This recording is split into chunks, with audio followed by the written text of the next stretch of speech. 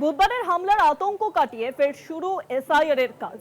অ্যাডজুডিকেশনের তালিকায় থাকা ভোটারদের বিচারের কাজে বসেছেন 7 জন বিচারক। ইতিমধ্যে আমরা জানি যে মালদার যে ঘটনা, এসআইআর এর বিরুদ্ধে একেবারে শোরগোল যে পরিস্থিতি তৈরি হয়, একেবারে সেই ঘটনার আতঙ্কে কিন্তু কার্যত বন্ধ ছিল ইতিমধ্যেই এসআইআর এর কাজ। তবে আজ থেকে শুরু হয়েছে সমস্ত রকমের কাজ, কিন্তু শুরু হলো 7 জন বিচারক, তারা কিন্তু সেই কাজ শুরু করেছেন।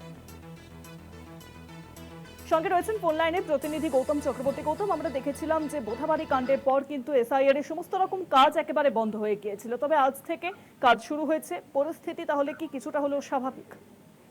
দেখো, কিছুটা হলে তো স্বাভাবিক বলা চলে, তবে মোথাবাড়িতে যে ধরনের যানজট বা মানুষজন যাতায়াত করে, আজকে কিন্তু সেই রকম খুব একটা বিশেষ লোকজন পথে ঘাটে বেরোননি। দোকানপাট কিছু খুলেছে।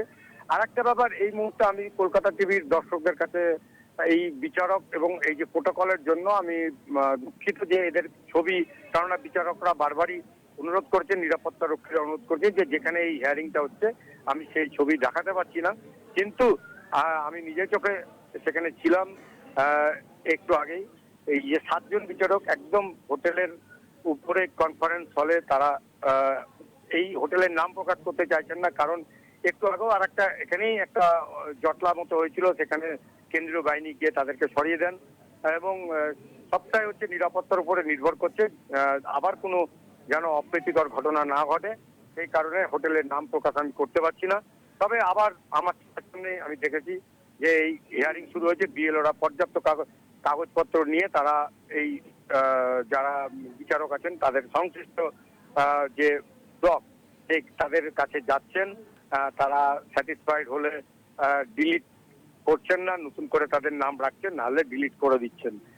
এবং যে এই প্রক্রিয়াটা একটু হ্যাম্পার হলো, মানে স্লথ হয়ে গেল, যত দ্রুততা কাজ হচ্ছিল সেটা একটু এটা হলো এই মোথাবাড়ি কাণ্ডের জন্য।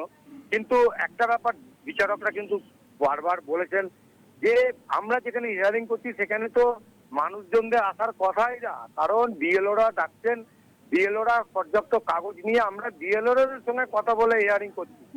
একদম যে ক্রাইটেরিয়া অনুযায়ী যে কাগজগুলো আনার কথা, বিএলওরা সেগুলো আনলে উত্তর আমরা যদি সঠিক পাই, আমরা সেটাই, যার গাইডলাইন আছে তার বাইরে কিছু হচ্ছে না। তাহলে মানুষজনদেরকে কেন এই হিয়ারিং কেন্দ্রে জটলা করা হচ্ছে, জমায়েত করা হচ্ছে?